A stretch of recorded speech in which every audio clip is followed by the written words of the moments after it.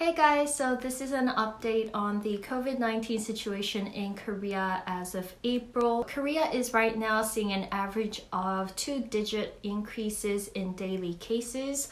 Currently confirmed cases are at 10,284. Comparing to yesterday, there has only been 47 cases.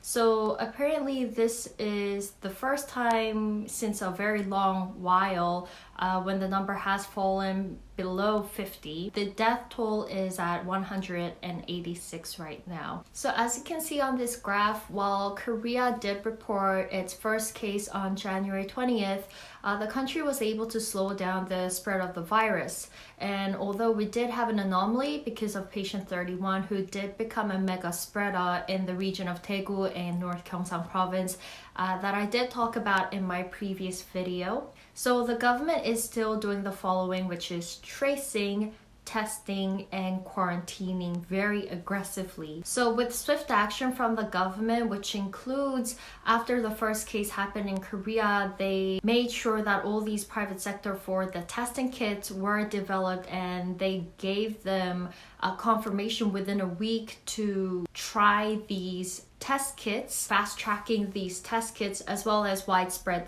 testing and contact tracing, as well as critical support from the citizens who have been exercising social distancing and staying at home. Korea has been able to slow down the pace of the epidemic.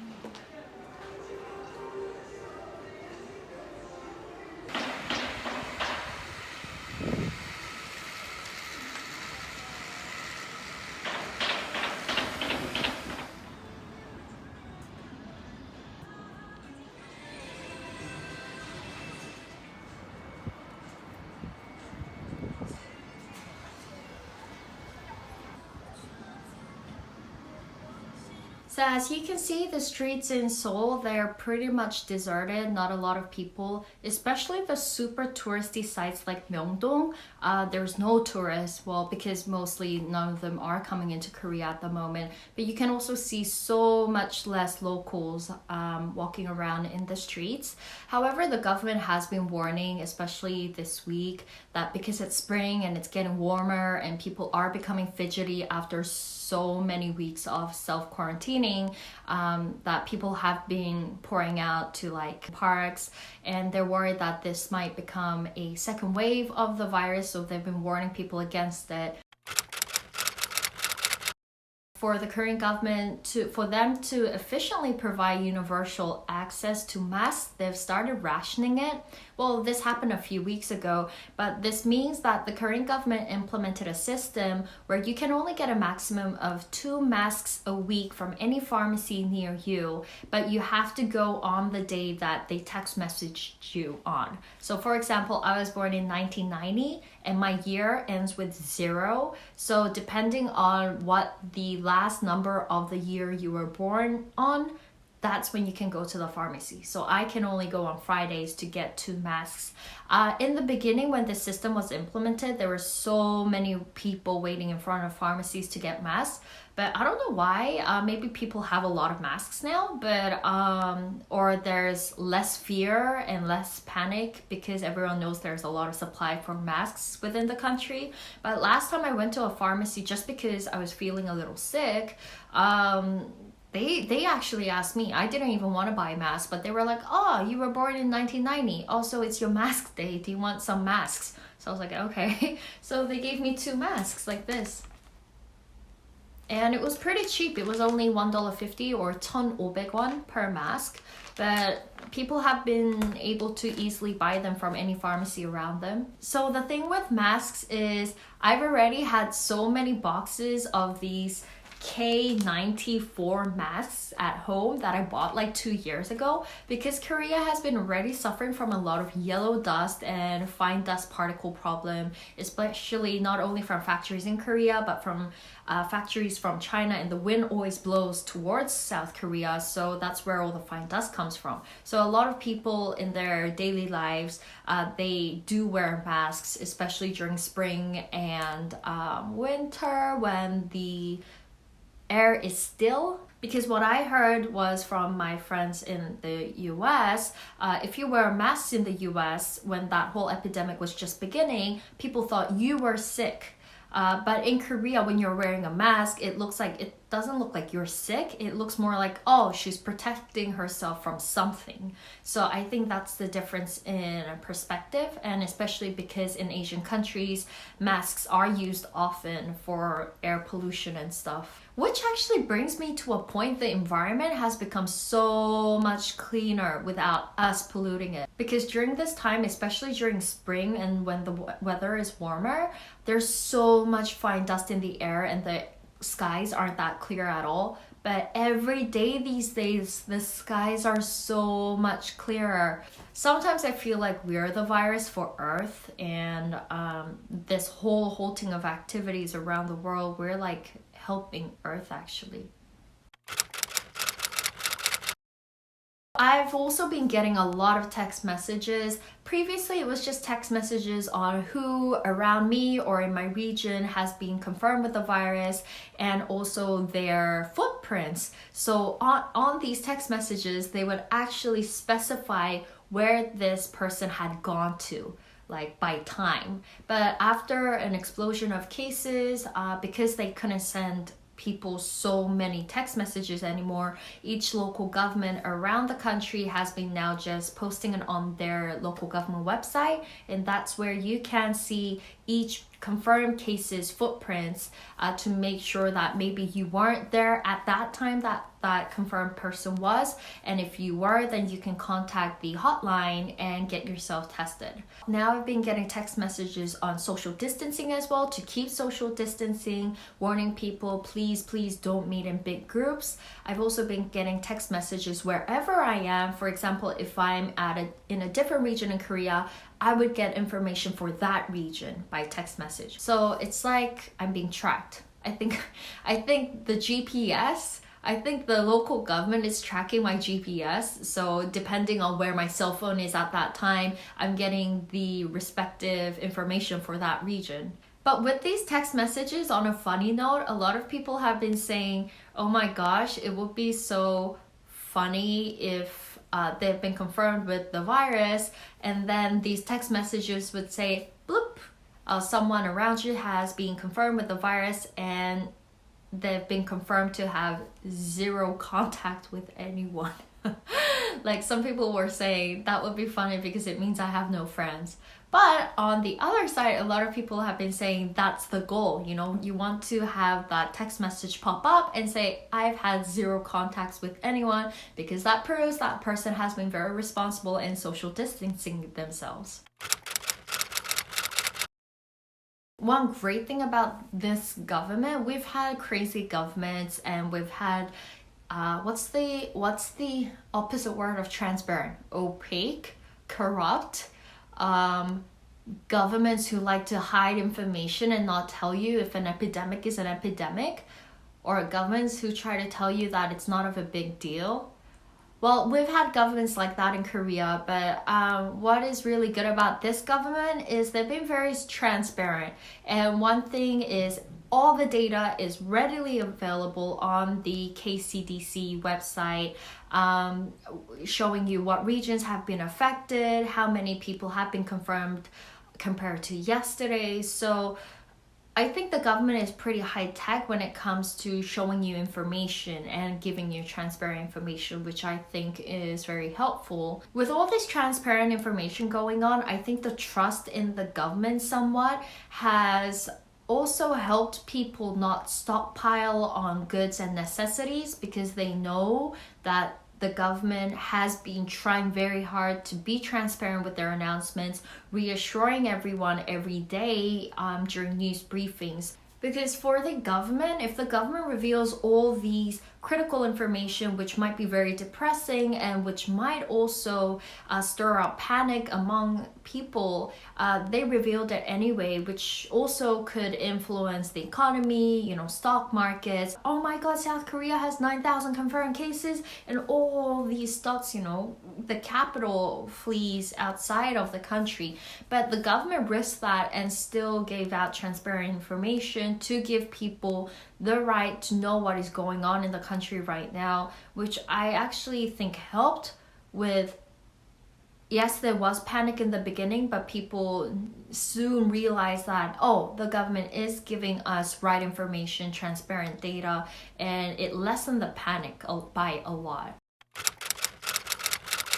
So like I said, the South Korean government has been administering aggressively a lot of tests, but this doesn't mean that you can get tested whenever you want, whenever you feel like a sore throat or something. And I actually had a virus scare last week, and my throat was hurting so bad after I made a trip up and down to Seoul, and I was so worried that I had a mask on at all times at home. I had limited contact with my family. I asked my mom to get my food just into my room, and then I did my own dishes and everything because I was so scared I might have contracted the virus from Seoul and I might be spreading it to my family. So I didn't even know if I should go to a normal hospital, because at the risk of maybe spreading whatever I had at a normal little hospital near me. So I called the hotline, which was 1339, and sometimes I feel stupid every time I call the hotline, because probably they're getting a lot of calls like me, people who are like, oh my god, what if I have the virus? So the hotlines, they have a criteria for people who should be tested first. So either I'm part of a cult church, which is the Shincheonji I talked about in my previous video, either I'm coming from overseas, from one of the affected regions or countries, and number 3, I have been in direct contact with people who have been confirmed positive in Korea. And I hit none of those. So they were like, okay, do you have a fever? And I was like, I'm not really sure, but my throat's hurting like crazy, and my throat's never hurt before like this. And I was calling and wondering if I can visit any doctor near me, would that be safe? And they were nice, and they were like, yeah, you're totally fine. It probably might just be the cold because you don't have like a huge fever, so you can go. But I was still worried because, they say symptoms differ by person. I'm still not sure if whatever I had was the cold, but maybe me using a mask at home helped, and me just eating alone by myself for a week. But thankfully, none of my family got it, and whatever I had healed, so okay. But that's what I realized about the hotline, that they don't check anyone and everyone, or of course the system will be overwhelmed. But yeah, I feel sorry for them because they must be so tired with all these people calling, like me. But yeah, this is just what I've been observing, but I feel like Korean people in general, they have a lot more shame. So like, Korea is a very homogenous country. Like 99% I think is Korean. And they have this bigger identity as this community, like a communal group, over individuality. So you can see this by, for example, how Koreans say, they don't say my home or my country. We always say 우리 나라 or 우리 집. So it's like our country and our home. So there's this like bigger sense of ourness in the country. I think more people have this fear in Korea than them themselves contracting the virus, but they have a bigger fear that they might become a spreader of the virus and that they might spread it to their community or people around them. So you can see young people writing on social media and stuff and saying like, oh my gosh, I don't want to end up like patient 31. I don't want to end up in the front of the newspaper saying I was the mega spreader. But I've also seen news that says that young people are now becoming a little bit more reckless, and you can see a lot of people going to clubs, going to restaurants and super touristy sites in Seoul. So guys, let's keep up the good work, keep up social distancing, stop meeting people for now, just for the next 2 weeks. And then, yeah, like, let's all be depressed together at home. Better than spreading the virus somewhere. Yes. I'm so sad at home. This is my like 2 months and a half into being just at home. And I thought I could be a homebody. I felt like, I can just watch Netflix all day long, but realize, okay, I need to get outside and meet people. So one of the challenges right now for Korea is that now a lot of the cases are being imported, so they're all incoming and they're like testing positive during the customs procedures at airports.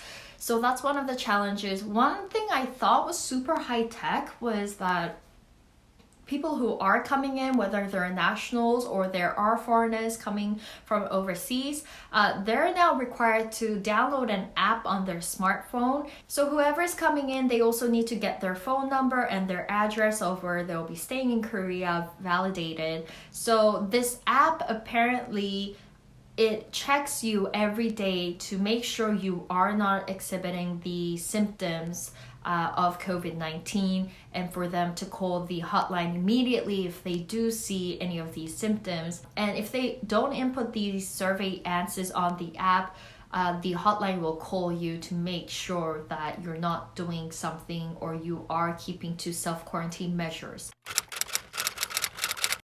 Okay, this comes to a point why voting matters. So I know a lot of people in their 20s and 30s, especially people in their 20s, they're always like, oh, I'm not really into politics. Oh, I don't know what the government's doing and it's none of my business. I don't really care because politicians are politicians. But the thing is, this epidemic has shown so much about the true face of governments around the world. And I know some countries don't have a democracy and it's really hard to like vote transparently for a leader who is adept. But for the countries where democracies do exist and where people can vote for their leader, which is very fortunate, you have to vote for a leader, I think, or a government or a party that's willing to be transparent. Government make mistakes because they're made out of people, but it's really important for the government or the president to own up to the mistakes and be like, okay, so we made this mistake, we learned from this, we really need to do all these things to make up for the mistakes, boom, boom, boom, boom, you know? But you can't be that kind of leader or that government that hides the truth, hoping that the citizens won't see it and make matters worse. Because in the end, people find out, you know, and they find out when it's too late or when something could have been done about something earlier on. This is just something my mom was saying, but my mom was saying you need to pick for a leader who didn't want to be a leader. Like, which is a good point in that you need to pick someone who other people are saying they're a very good leader material, but they themselves don't have that much greed to be a leader. That's sort of like a good leader because they don't want to be a leader in the first place. If they have this thirst for power and money and prestige and whatever that position will give them, I mean, are they really thinking about the people and the vulnerable of the society? Or are they just thinking about, oh, how to keep my money, my prestige and power while being a leader of the country? And actually, it's really hard to find those kind of leaders. I have no idea why. Sometimes I want to ask these presidents or politicians, if they started out thinking, I really want to help the community, and then they got corrupt along the way. Or from the beginning, they were like, oh my God, I need power. And then they became politicians. But for example, the US has elections coming. South Korea also has general elections coming up very soon. A good leader and a good government has to be a good role model for the people. And a good role model for the people is exhibiting basic human virtues like transparency, the willingness to communicate, and a good heart to help the vulnerable. Because if the vulnerable is happy, that creates a happier society, creates a bigger middle class, which props up the economy, because the bigger the wealth gap between the rich and the poor within a country has never ended up right for any country in this world. So vote, people! Don't forget to vote! Please vote! You can't be like, oh, I don't care about politics, and then later on go, oh my God, I hate this government because you didn't vote. In any relationship, that's what everybody wants, right? And you need that kind of government who is willing to communicate, as in hear all kinds of sides, hear from all different sectors, and willing to listen.